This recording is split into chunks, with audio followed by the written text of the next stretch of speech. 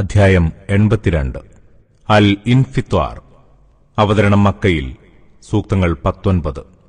ഇൻഫിത്വാറിന്റെ ഭാഷാർത്ഥം പൊട്ടിപ്പിളരൽ എന്നാണ്.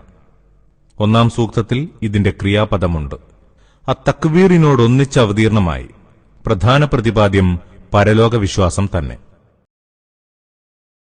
ബിസ്മില്ലാഹിർ റഹ്മാനിർ റഹീം. ആകാശം പൊട്ടിപ്പിളരുമ്പോൾ, നക്ഷത്രങ്ങൾ ഉതിർന്നു വീണു ചിതറുമ്പോൾ, കടലുകൾ കര തകർത്തൊഴുകുമ്പോൾ, കുഴിമാടങ്ങൾ കീഴ്മേൽ മറിയുമ്പോൾ, ഓരോ ആത്മാവും താൻ നേരത്തെ പ്രവർത്തിച്ചതും പിന്നേക്ക് മാറ്റിവെച്ചതും എന്തെന്നറിയും. അല്ലയോ മനുഷ്യ, അത്യുദാരനായ നിന്റെ നാഥന്റെ കാര്യത്തിൽ നിന്നെ ചതിയിൽപ്പെടുത്തിയതെന്താണ്?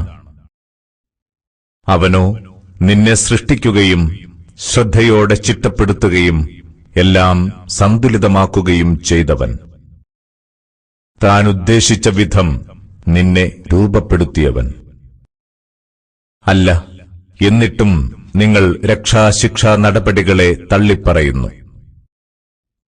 സംശയമില്ല, നിങ്ങളെ നിരീക്ഷിക്കുന്ന ചില മേൽനോട്ടക്കാരുണ്ട്, സമാദരണീയരായ ചില എഴുത്തുകാർ. നിങ്ങൾ ചെയ്യുന്നതൊക്കെയും അവരറിയുന്നു. സുകർമ്മികൾ സുഖാനുഗ്രഹങ്ങളിൽ തന്നെയായിരിക്കും തീർച്ച. കുറ്റവാളികൾ ആളിക്കത്തുന്ന നരകത്തീയിലും.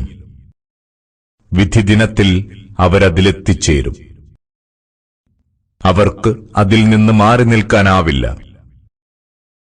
വിധിദിനം എന്തെന്ന് നിനക്കെന്തറിയാം? വീണ്ടും ചോദിക്കട്ടെ, വിധിദിനമെന്തെന്ന് നിനക്കെന്തറിയാം? ആർക്കും മറ്റൊരാൾക്കു വേണ്ടി ഒന്നും ചെയ്യാനാവാത്ത ദിനമാണത്.